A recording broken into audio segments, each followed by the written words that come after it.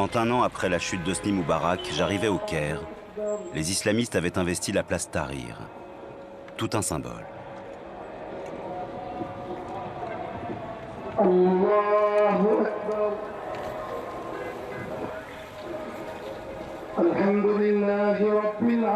On y célébrait Dieu, la liberté et la démocratie, mais aussi Ben Laden et le cheikh aveugle Omar Abdelrahman, le responsable du premier attentat contre le World Trade Center en 1993.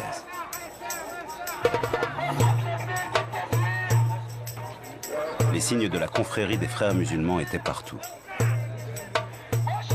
Déjà majoritaire à l'Assemblée, leur candidat, Mohamed Morsi, serait bientôt élu à la présidence de la République. Mais qui sont les frères musulmans?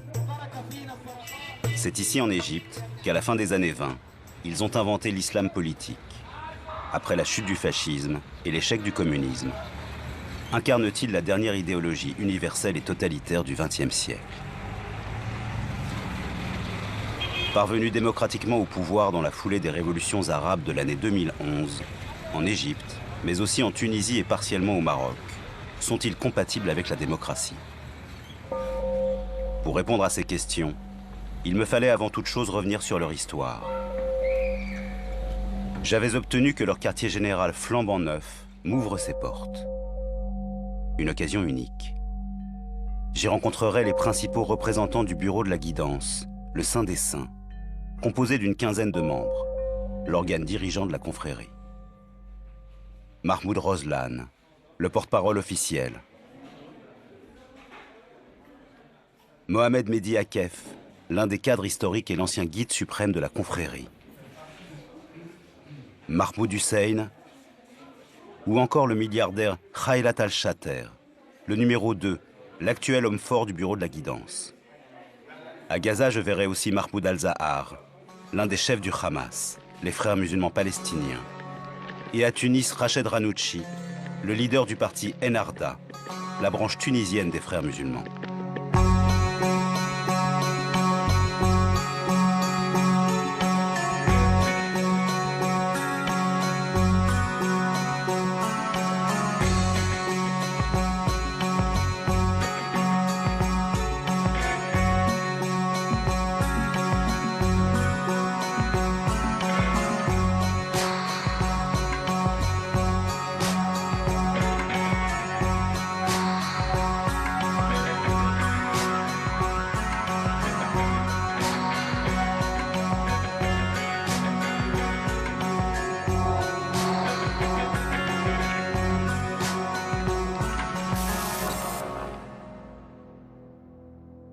En 1924 disparaît l'Empire ottoman et avec lui le dernier califat islamique. Le cadre territorial, politique et religieux régi par la loi islamique qui pendant 14 siècles a rassemblé la communauté des musulmans. Les empires coloniaux achèvent de se partager son territoire. En lieu et place du califat ottoman, émergent des États-nations dont le destin se joue à Londres ou Paris.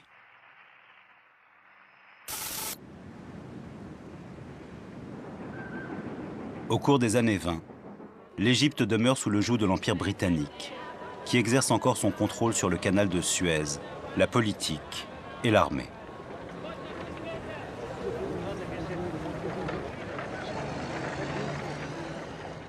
Mahmoud Rozlan, le porte-parole officiel de la confrérie que je rencontre au bureau de la guidance au Caire, m'explique comment son mouvement est né du besoin de se libérer de l'impérialisme occidental. Les idées occidentales avaient commencé à envahir le monde musulman avec la laïcité, le sécularisme, la perte des valeurs morales, etc. Surtout dans les classes les plus élevées de la société. Un fossé a commencé à se creuser entre les classes populaires et les élites.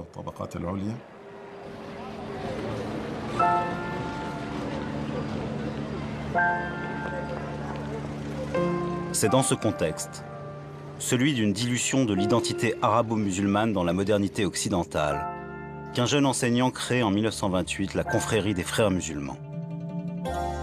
Il s'appelle Hassan al-Banna.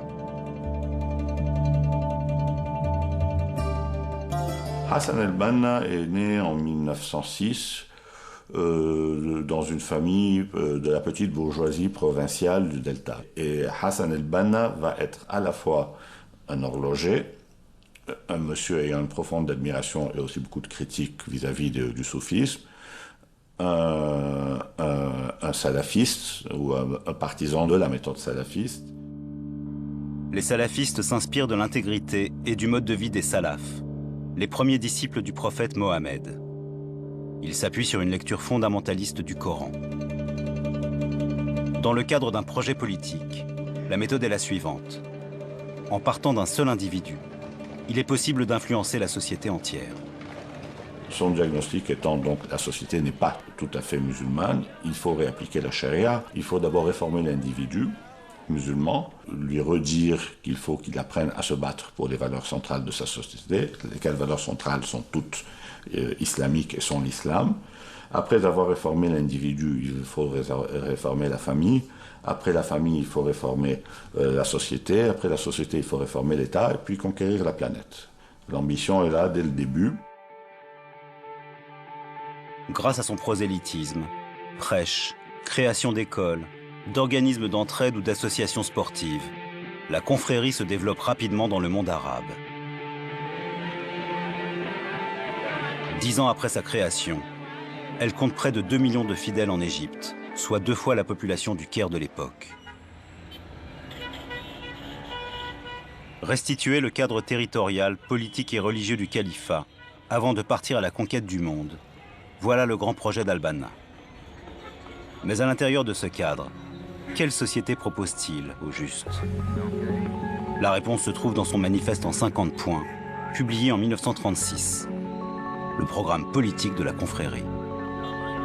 Il y dessine les contours d'un nouveau totalitarisme, une théocratie gouvernée par la loi islamique, la charia.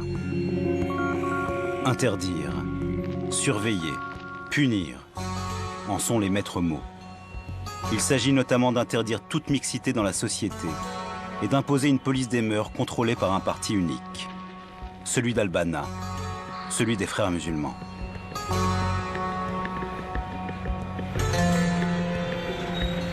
Intrigué par la personnalité du père fondateur des frères musulmans, je m'adresse pour en savoir plus à quelqu'un qui l'a connu au plus près, son frère Gamal, que je rencontre dans sa bibliothèque du Caire. Hassan al-Banna, que Dieu le bénisse, était mon frère aîné. Il y avait entre nous une complicité forte et en même temps bizarre, puisque ma pensée n'était pas toujours en accord avec celle des frères musulmans. Mais mon frère Hassan était large d'esprit. Il m'acceptait tel que j'étais, avec mes propres réserves, qui portaient notamment sur la question des femmes, de la liberté et de l'art.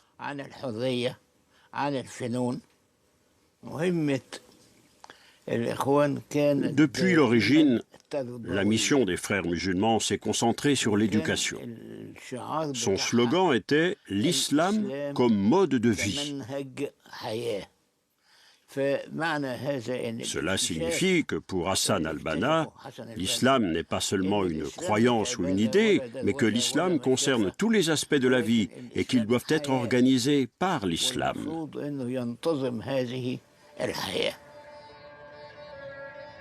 L'islam est-il pour autant la seule source de l'idéologie des frères musulmans? Pas tout à fait. La confrérie est aussi le produit de son époque.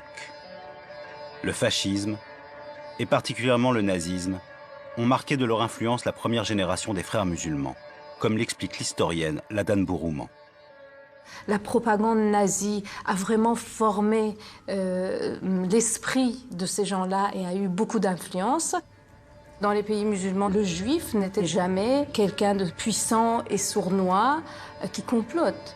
Cette notion de complot et d'une puissance occulte qui veut le contrôle du monde, ça vient vraiment de la grande propagande nazie. Et les liens du Moufti avec les nazis et sa rencontre avec Hitler prouvent qu'il y avait vraiment des relations soutenues, mais aussi idéologiques, qui malheureusement survivent au Moyen-Orient sans que les gens sachent même d'où viennent ces histoires. Le grand moufti de Jérusalem, Mohamed Amin al-Husseini, un proche d'Hassan al-Banna rejoint Hitler à Berlin en 1941. Après avoir formé des divisions SS musulmanes bosniaques, il exhortera l'Allemagne à la toute fin du conflit mondial à poursuivre le génocide des Juifs jusqu'en Palestine. Dans les années 30, les frères musulmans sont même dans la structure, dans l'obéissance aveugle aux leaders, etc. C'est des fascistes. C'est vraiment des systèmes et des structures fascistes. Après la Seconde Guerre mondiale, avec la chute du nazisme et la montée du communisme qui faisait partie des Alliés et la propagande communiste, les jeunes sont très attirés vers cette idéologie révolutionnaire, émancipatrice, anticolonialiste, etc. Donc l'islamisme a offert la possibilité de devenir communiste sans devenir athée. En Égypte, l'objectif à court terme de la confrérie des frères musulmans est de renverser le roi Farouk, perçu comme la marionnette de l'Occident. Sa corruption, son mode de vie fastueux, révulse les frères musulmans. Ils constituent des groupes paramilitaires clandestins prêts à en découdre.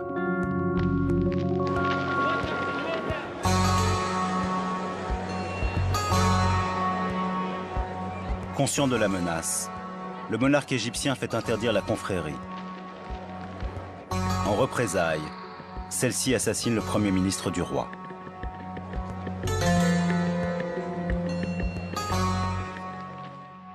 Quelques mois plus tard, le 12 février 1949, c'est le fondateur de la confrérie, Hassan al-Banna, qui est abattu par la police secrète du régime.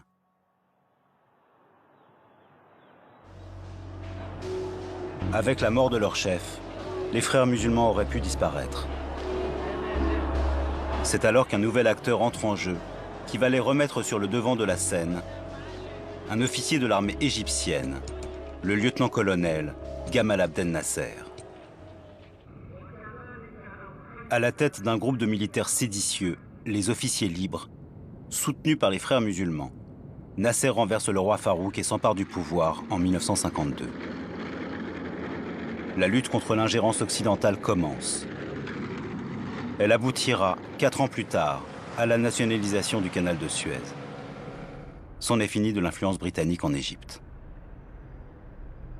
Symbole de l'union sacrée, le 3e anniversaire de la mort d'Hassan al-Banna réunit toutes les forces en présence autour de sa tombe.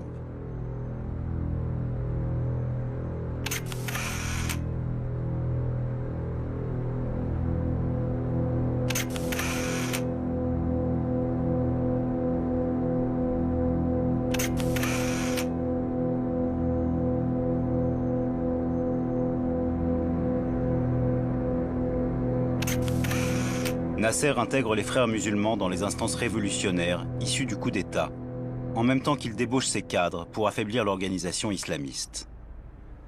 Mohamed Mehdi Akef était de ceux-là, l'un des derniers grands témoins de cette époque, guide suprême jusqu'en 2010.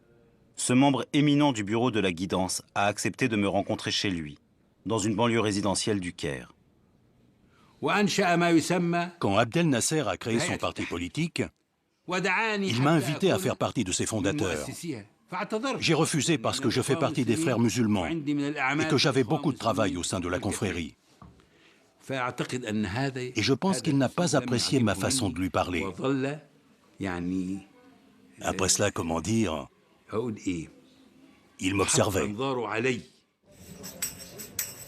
Le malentendu entre l'armée et la confrérie éclate au grand jour, car Nasser a troqué le projet du califat islamique contre le nationalisme arabe. S'il a été un frère musulman, c'est avant tout un militaire.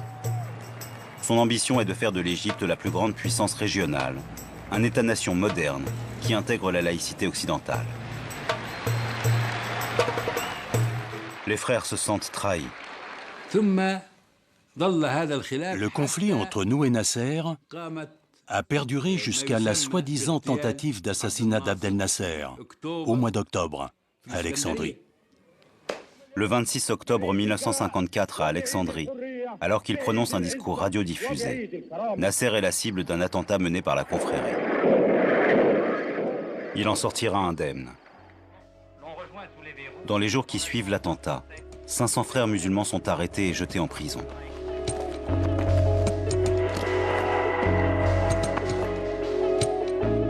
Parmi eux se trouve l'intellectuel de premier plan de la confrérie. Son nom, Saïd Qutb. Depuis le début de mon enquête, ce nom, je l'ai partout entendu. Un nom qui sent le soufre. Les œuvres de cet écrivain islamiste étaient encore interdites sous Moubarak. C'est un critique littéraire qui s'est fait plusieurs fois remarquer par une plume brillante, des exposés lumineux. Et il vient de la mouvance libérale, je veux voir laïque égyptienne. À un moment donné, dans les années 40, il prend position sur toutes sortes de questions de société. Et petit à petit, on le sent devenir de plus en plus sensible au message voulant que les maux de la société peuvent être guéris par l'islam. Disons que son discours s'islamise petit à petit. Qutb intègre la confrérie des frères musulmans et devient en peu de temps sa principale figure intellectuelle. Il radicalise la pensée du fondateur Hassan al-Banna et légitime le djihad offensif pour imposer le règne de l'islam. Le Libyen Noman Ben Othman est un ancien membre d'Al-Qaïda, proche de Ben Laden en Afghanistan. Après les attentats du 11 septembre, il a quitté l'organisation djihadiste et s'est réfugié à Londres. C'est la première fois que quelqu'un fait le lien entre le djihad et l'essence même de l'islam. Si vous lisez Saïd Qutb dans son intégralité, ce que j'ai fait, vous verrez que l'islam, que ce soit au niveau théorique ou théologique, ne peut exister sans le djihad, c'est-à-dire la guerre physique. La lecture que propose Saïd Qutb, qu'il faut assumer l'idée qui est très contestée par beaucoup de docteurs de la loi, donc c'est une lecture très particulière du Coran, que le djihad offensif est légitime. Que tant que la loi de Dieu n'est pas appliquée, l'humanité est malheureuse, et donc le djihad offensif est valide tant qu'il y a un coin de terre sur lequel la charia n'est pas appliquée. Et ce faisant, on n'agresse pas les gens, on les libère. C'est un djihad, c'est la libération, c'est l'élimination des tyrans. Et pour lui, le djihad offensif est la règle absolue tant que la charia ne règne pas sur la terre. Saïd Qutb serait le principal inspirateur d'organisations terroristes telles qu'Al-Qaïda. Selon Noman Ben Othman, cela ne fait aucun doute. Saïd Qutb a influencé beaucoup d'individus d'Al-Qaïda. Ils ne l'ont pas tous rencontré, mais ses enseignements, ses conférences, ses interprétations, ses concepts ont eu une immense portée. Alors oui, ce groupe a été très influencé par Saïd Qutb.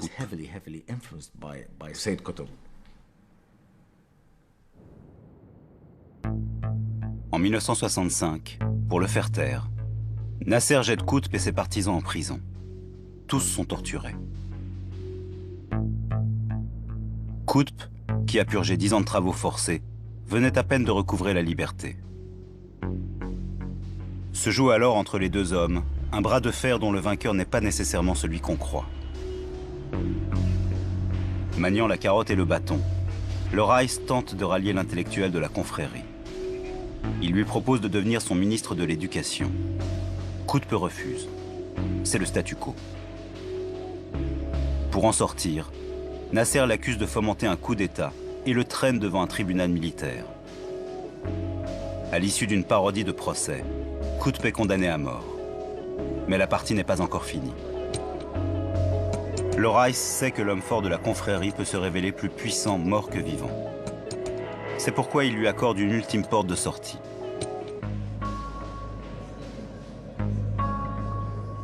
Quand peu de temps avant son exécution, la sœur de Qutb lui rend visite dans sa cellule. Elle lui assure que s'il fait appel, il aura la vie sauve. Mes mots seront plus forts si je meurs, répond Qutb. Nasser n'a plus d'autre choix que de le faire exécuter.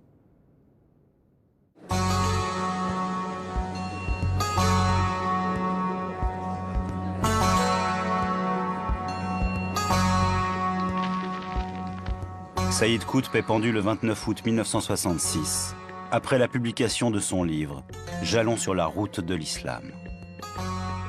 Il y déclare la supériorité de la civilisation musulmane par rapport à l'Occident et la nécessité pour l'islam de régner sur l'humanité entière. L'islam a le devoir de faire respecter le règne de Dieu sur l'univers, écrit-il. Ce règne ne peut être valable que sous l'égide d'un régime islamique établi par Dieu à l'intention de tous les hommes, sans exception. Quand il meurt en martyr, une mort qu'il a lui-même voulue, de grandes manifestations ont lieu partout dans le monde musulman pour protester contre le Raïs et faire vivre la pensée révolutionnaire de Sayyid Qutb. Une pensée encore largement majoritaire au sein de la confrérie et qui inspirera tous les groupes du terrorisme islamiste.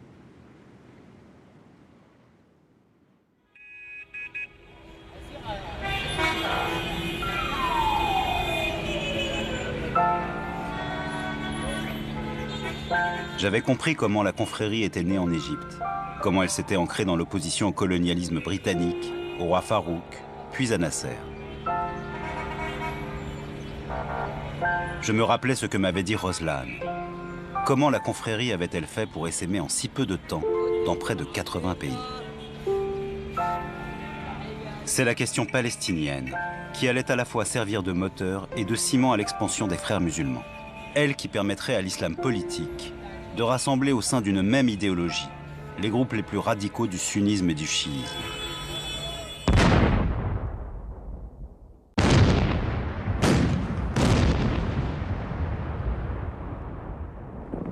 En 1953, après avoir combattu dans les premières guerres israélo-arabes, les frères musulmans organisent un congrès islamique à Jérusalem qui réunit toutes les tendances de l'islam politique contre l'existence de l'État hébreu.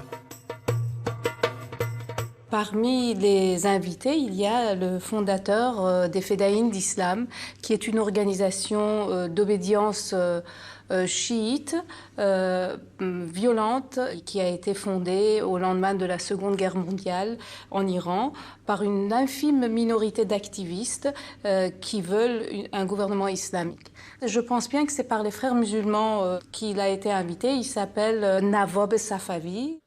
Et lui, il vient et devant cette assemblée arabe et musulmane, renverse les données du problème et fait de la question palestinienne une question non pas nationale arabe, mais une question islamique. Ça concerne désormais toute la communauté musulmane. Dès lors, la question d'Israël n'est plus une affaire de mauvais voisinage, c'est un sacrilège. Car si l'ensemble de la région est considéré comme islamique, Israël ne peut être perçu que comme un corps étranger. Un obstacle à l'accomplissement du grand projet de la confrérie, la restauration du califat.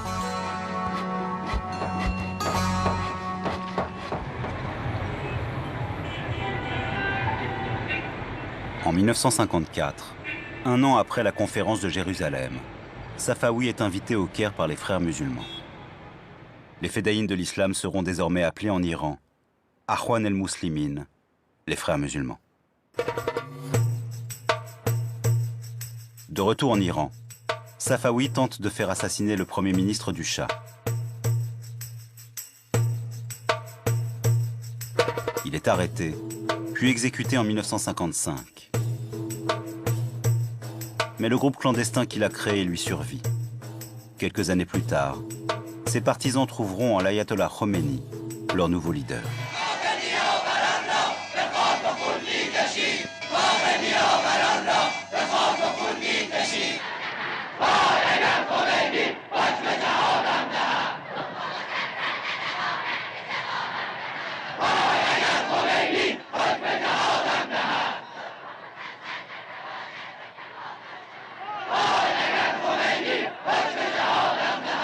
L'influence des Fedaïn de l'islam sur l'ayatollah Khomeini est considérable.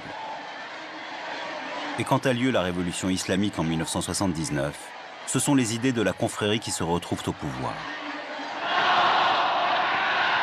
Dans les discours de Khomeini, la modernité occidentale adoptée par le Shah d'Iran ne produit qu'archaïsme et décadence. Alors que la civilisation, le véritable progrès, seul l'islam peut l'apporter. Une interprétation à la lettre des thèses de Sayyid Qutb.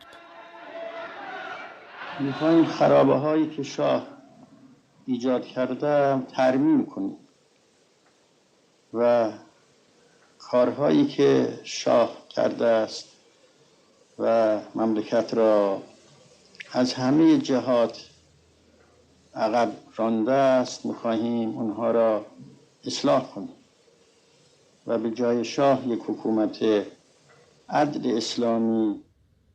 L'influence intellectuelle de Qutb a été très grande sur la génération des islamistes qui ont fait la révolution islamique en Iran.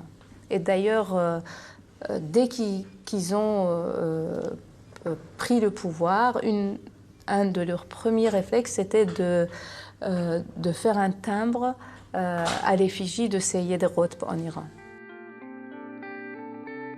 On a vu comment la confrérie se trouve à la racine de la révolution islamique en Iran. Quel serait en retour l'impact de cette révolution sur l'ensemble de la région, dominée par un islam sunnite? Je n'allais pas tarder à comprendre, comme l'indique ce timbre à l'effigie du meurtrier d'Anwar el-Sadat, également imprimé par l'Iran, que sans la révolution islamique, l'assassinat du président égyptien n'aurait pas eu lieu.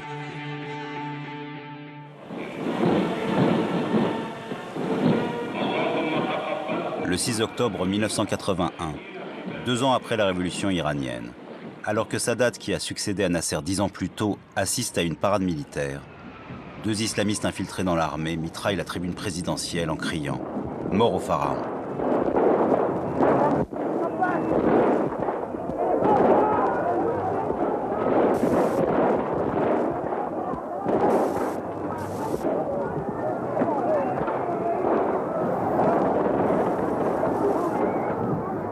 L'attentat fait 7 victimes, dont le président égyptien.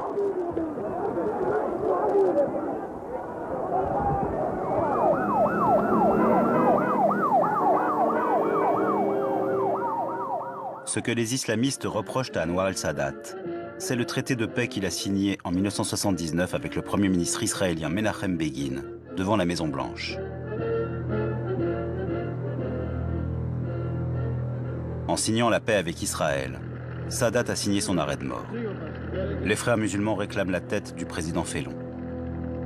Mahmoud Hussein, un autre membre du bureau de la guidance que j'interroge au siège de la confrérie, m'explique que les frères musulmans se sont sentis trahis par Sadat, qui les avait pourtant favorisés au début de son règne.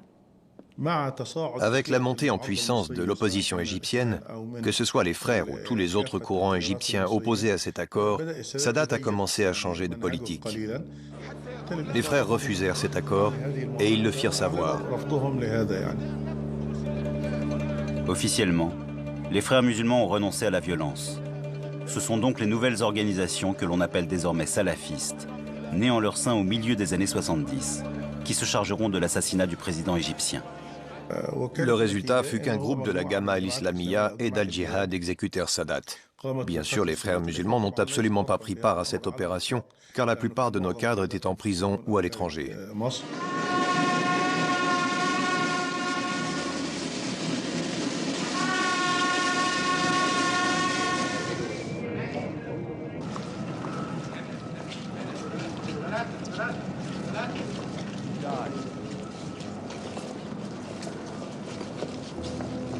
Hosni Moubarak, qui a formé son gouvernement après la mort de Sadat, opère un vaste coup de filet dans les milieux islamistes. Leurs organisations sont détruites et leurs leaders incarcérés. Les salafistes responsables de l'assassinat et de la tentative de putsch sont traînés devant les tribunaux.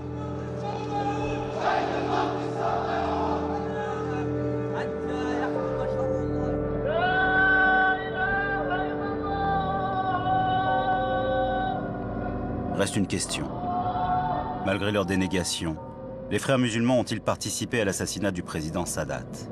Difficile de répondre, autant que d'y voir clair dans la nébuleuse islamiste qu'ils ont engendrée.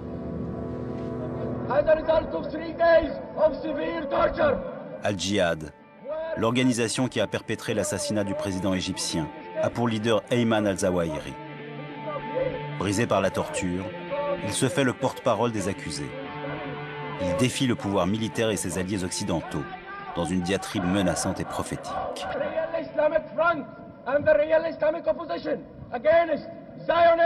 We are here, the real Islamic Front against Zionism, communism and imperialism.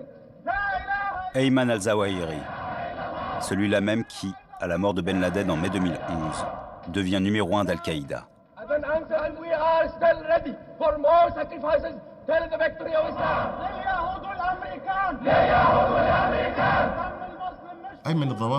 Je connais personnellement Ayman al-Zawahiri. Quand nous, étudiants, avons rejoint les frères, il venait prier avec nous à la mosquée. C'était un étudiant extrêmement poli, issu d'une grande famille, un personnage tout à fait innocent, au point que jamais je n'aurais imaginé le voir porter une arme ou pratiquer la violence. Par la suite, j'ai eu la surprise de le revoir au procès Sadat.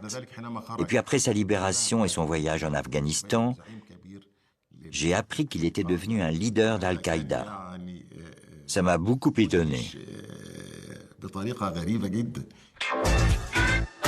Je ne sais pas si Al-Qaïda a été soutenu par les frères musulmans. En revanche, j'ai la preuve que les fondateurs d'Al-Qaïda et les idées qui fondent son action proviennent en droite ligne de la confrérie.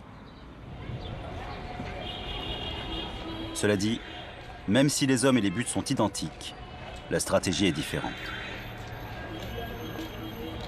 Les frères musulmans suivent leur propre logique dans leur quête du pouvoir, qui consiste en une implantation longue, légitimant leur leadership auprès des populations.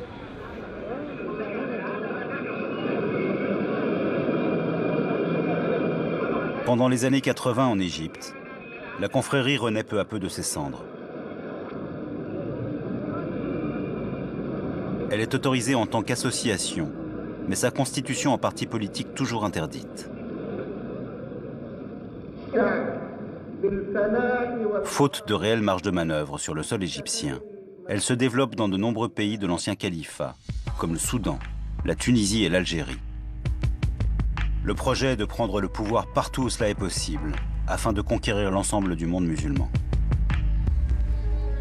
En Tunisie, une série d'attentats à la bombe et à l'acide contre des cibles touristiques tente de déstabiliser le gouvernement entre 1986 et 1987. Enarda, la filiale tunisienne de la confrérie, est soupçonnée d'avoir organisé ces violences. Son chef Rached Ranouchi échappe de peu à une condamnation à mort. Je me rends à Tunis pour le rencontrer. Après 20 ans d'exil, Ranouchi est aujourd'hui au cœur du pouvoir issu de la révolution du printemps 2011. Il me reçoit au nouveau siège d'Enarda.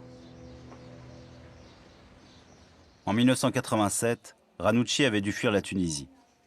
Il avait alors trouvé refuge à Alger auprès du fils, avant de reprendre le chemin de l'exil quand débutait la guerre civile. Il nous a fallu trouver un autre pays de résidence. Nous sommes alors partis au Soudan. Hassan el-Tourabi était l'un de nos amis. Dans les années 70, la mouvance islamiste soudanaise est celle qui a le plus influencé le mouvement islamiste tunisien.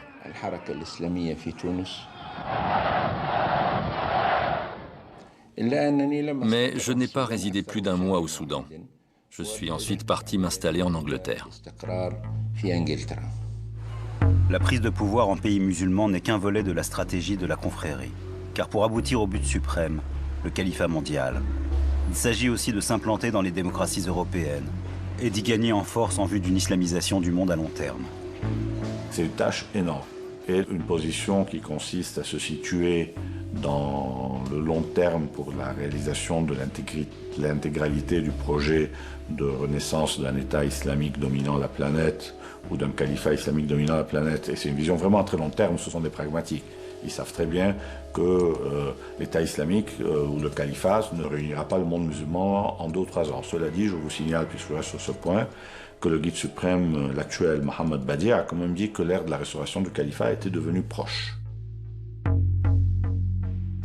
En recoupant plusieurs sources, j'ai tenté de relier les différentes représentations de la confrérie au réseau associatif à l'étranger, en distinguant les liens reconnus des liens officieux, avec au centre le bureau de la guidance. Le schéma auquel j'ai abouti m'a donné une idée de la complexité et de la densité du réseau. Mais comment s'articule-t-il? Qui fixe le cap et les objectifs?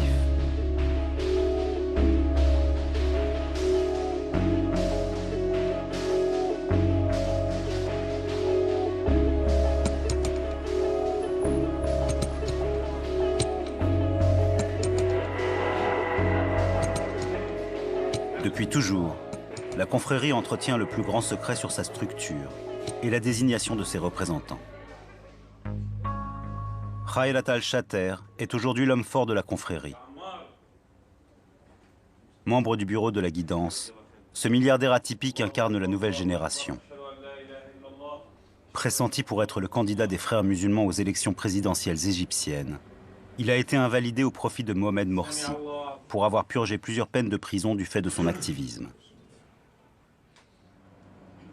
Quand je le rencontre dans son ancien QG de campagne, il affirme que chaque branche de l'organisation à l'étranger serait autonome.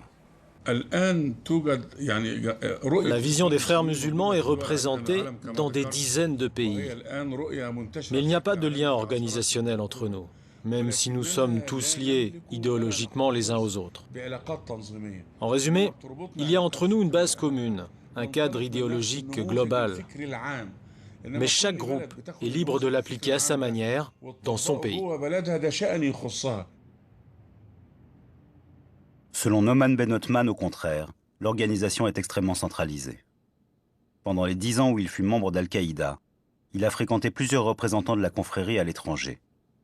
Lui prétend qu'aucune décision, aucune nomination n'aurait lieu sans le feu vert du bureau de la guidance en Égypte, le politburo de la confrérie. Les frères musulmans, même aujourd'hui, ne reconnaissent pas officiellement l'existence de leur organisation au niveau mondial. C'est assez bizarre d'ailleurs. Même en Égypte, ils disent « Non, ça n'existe pas, c'est un fantasme ». Mais nous savons bien sûr que ça existe.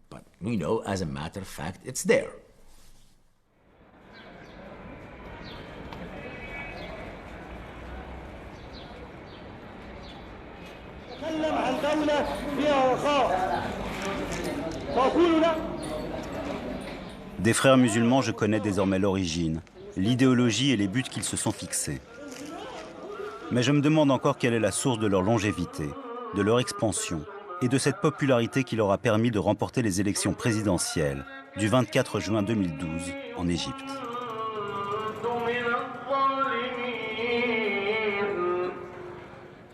Elle se trouve peut-être dans leur dispensaire du Caire.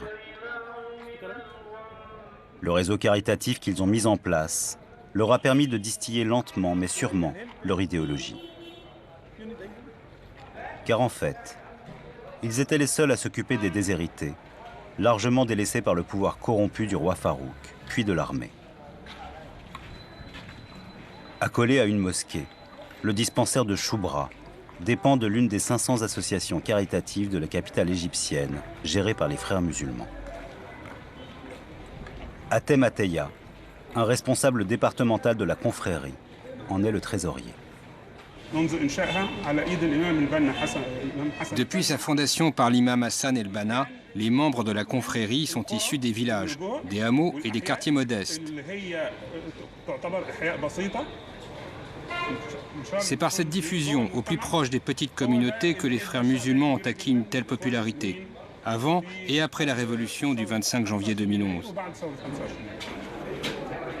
Ateya nous ouvre les portes du dispensaire. Une faveur exceptionnelle. Les caméras de télévision, qui plus est étrangères, n'étant pas autorisées à filmer à l'intérieur. Je comprends que depuis l'origine, l'aide sociale et les associations caritatives sont les principaux atouts de la confrérie. Si elles répondent à une obligation religieuse appelée sadaka, elles sont aussi le moyen de réislamiser et de clientéliser les populations ciblées. En vérité, le régime de Moubarak avait négligé beaucoup de ses rôles. Les rôles sociaux qui auraient dû être pris en charge par les gouvernements qui se sont succédés ces 60 dernières années. Pendant les 10 dernières années, la société égyptienne ne pouvait plus fonctionner sans l'apport des associations caritatives. Elles étaient le principal support des familles pauvres d'Égypte. Ces dernières ne pouvaient plus vivre sans l'assistance des associations. C'est aussi par l'aide sociale que les frères musulmans ont gagné en popularité à Gaza. L'occupation israélienne, de 1967 à 2005, y a été très douloureuse pour les Gazaouis. Pendant plus de 50 ans, les frères musulmans s'y sont implantés en portant secours à une population pauvre, qu'ils ont éduquée à la haine de l'État juif. En 1987, les frères musulmans palestiniens, dirigés depuis Gaza par le cheikh Ahmed Yassine, ont pris le nom de Hamas, la résistance islamique. Ils passeront progressivement à la lutte armée, puis au terrorisme. Mahmoud al-Zahar, l'un de ses chefs, me reçoit chez lui à Gaza, au milieu d'hommes en armes, sa garde prétorienne. Il m'assure que l'occupation israélienne est la seule cause de la violence. En 1987, nous avons pris le nom de Mouvement de la résistance islamique pour combattre l'occupation. Le djihad vient du mot djoud, qui signifie effort. Cela veut dire qu'il faut accomplir un effort pour résister à l'occupation par tous les moyens. Le peuple palestinien s'est retrouvé contraint d'utiliser les armes, en raison de l'échec des moyens pacifiques, tels que les marches, les manifestations, les sittings, les grèves. Pour parvenir à son but, le Hamas a pris les armes, sans pour autant qu'on puisse dire qu'il s'agit d'activités militaires. Il n'empêche que dans les meetings du Hamas, le discours est beaucoup plus cru.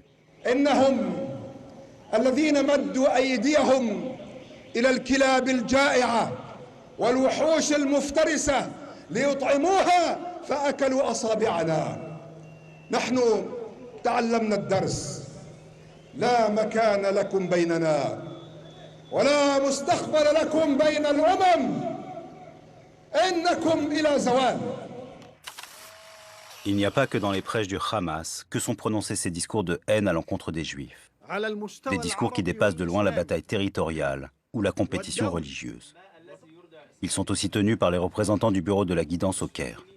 لأننا نخوض اليوم معركة حياة أو موت مع هذا العدو الصهيوني وهذا الأمريكي الذي يقف سندا له. Comment comprendre cette obsession? Pour les frères musulmans, l'État hébreu représente la tête de proue de l'Occident, mais pas seulement. Émaillé de théories du complot et de racisme, l'antisémitisme y est un puissant fédérateur qui trouve un large écho au sein des populations.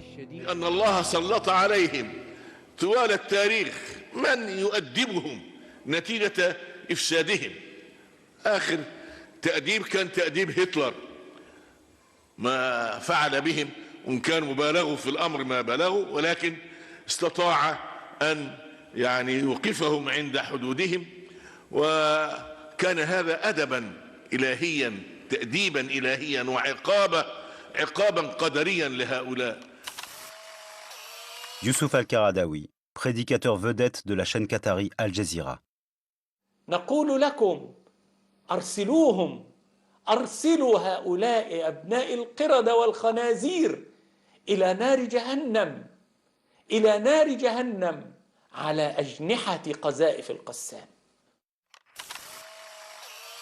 Safwati Ghazi, le prédicateur le plus médiatique de la confrérie en Égypte. Un extrême vous dira que l'islam est fondamentalement anti-juif. C'est faux. Dans les années 20, l'antisémitisme n'existe pas en Égypte. Le monde musulman a souvent été beaucoup plus hospitalier pour les populations juives que ne pouvait être le monde occidental. Après, l'autre extrême est de dire que l'antisémitisme n'est pas une constante de l'histoire musulmane et qu'il se développe et se radicalise au moment où émerge la question palestinienne. Donc dès qu'il y aura une solution satisfaisante à la question palestinienne, il disparaîtra. Cette position me semble aussi trop simpliste. On peut dater le développement d'un antisémitisme délirant à partir des années 30 dans le monde arabe, mais il ne disparaîtra pas, il a acquis sa propre vie. En 2007, le Hamas a remporté les élections. Après s'être débarrassé du frère ennemi nationaliste, le Fatah de Yasser Arafat, il a pris possession de la bande de Gaza. Seul le djihad islamique palestinien, l'autre organisation issue des frères musulmans et financée par l'Iran, est autorisée à y demeurer.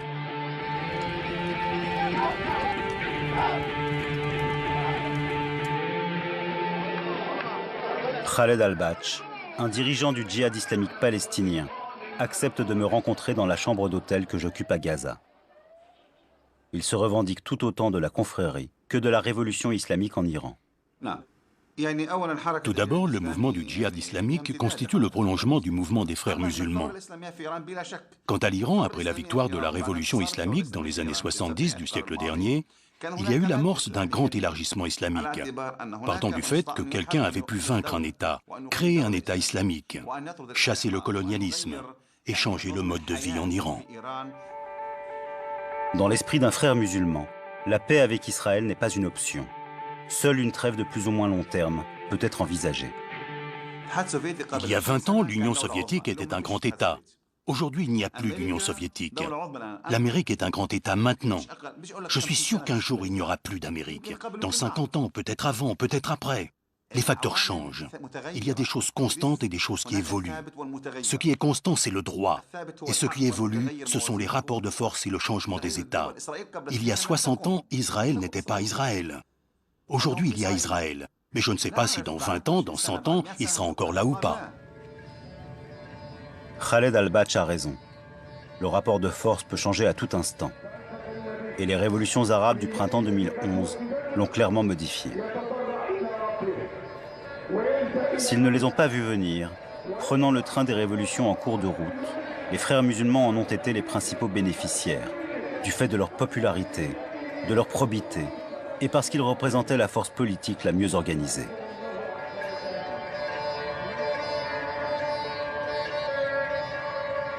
À la faveur des élections populaires, ils ont raflé la victoire par les urnes partout où avait soufflé le vent de la liberté. En Égypte, en Tunisie et plus discrètement au Maroc, dans un monde islamique qui a déjà majoritairement introduit des articles de la charia, la loi islamique, dans ses législations.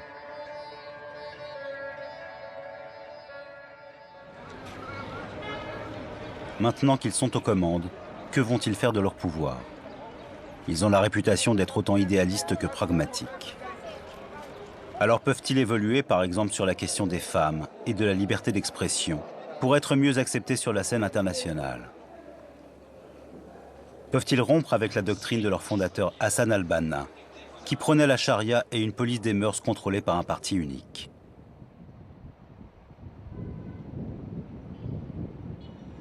En Tunisie, la révolution a porté au pouvoir la coalition dominée par les frères musulmans d'Ennahda, dirigée par Rached Ghannouchi.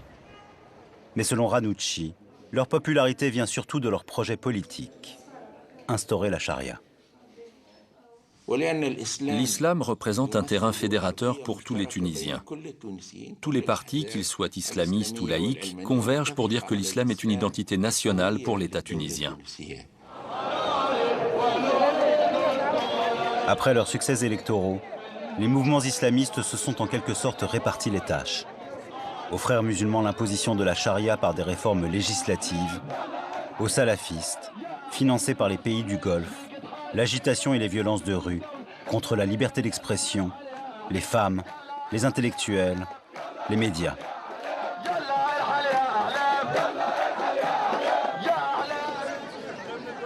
À la Ménouba de Tunis, le recteur de l'université, opposé au port du voile intégral dans sa faculté, s'est fait molester à plusieurs reprises dans l'indifférence des pouvoirs publics.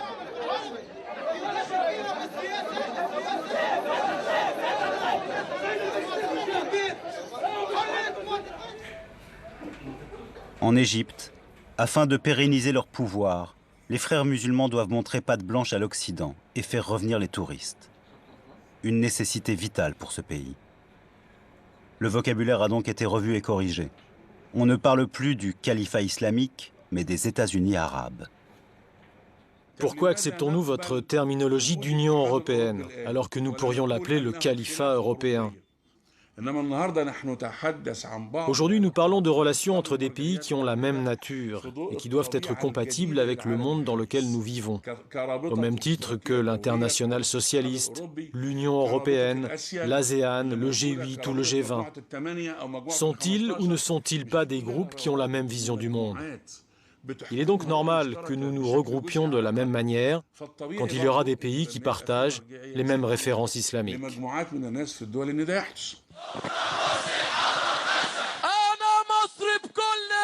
Mais lors des meetings de l'entre-deux tours qui ont porté Mohamed Morsi à la présidence de la République, j'avais pu remarquer que le langage était moins feutré. حلم أرض الخلافة يتحقق بإذن الله على يد الدكتور محمد مرسي ومن معه من إخوانه وجماعته وحزبه. رأينا الحلم الكبير الذي نحلم به جميعا، الولايات المتحدة العربية.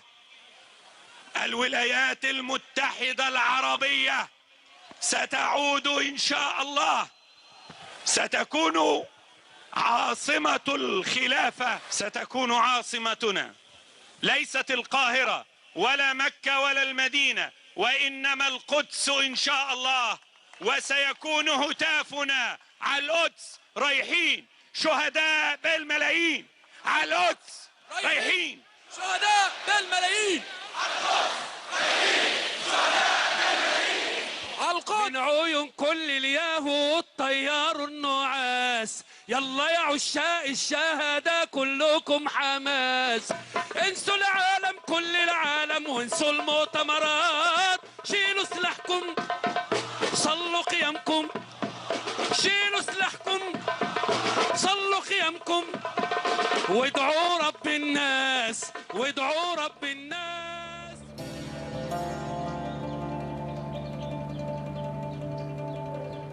Après le printemps des révolutions, les pays arabes, tout comme la confrérie, sont à la croisée des chemins. Les frères musulmans poursuivront-ils le rêve de la reconstitution du califat jusqu'à l'objectif final d'un État islamique mondial? Ou bien, face aux réalités politiques et aux difficultés économiques, ils évolueront vers le pragmatisme et les valeurs démocratiques. Le combat entre laïcs et islamistes, qui éclate au grand jour dans le contexte nouveau de démocratie balbutiante, ne fait que commencer. Les laïcs finiront peut-être par l'emporter. À l'heure où je parle, la dynamique est du côté islamiste, et il est encore trop tôt pour les pronostics.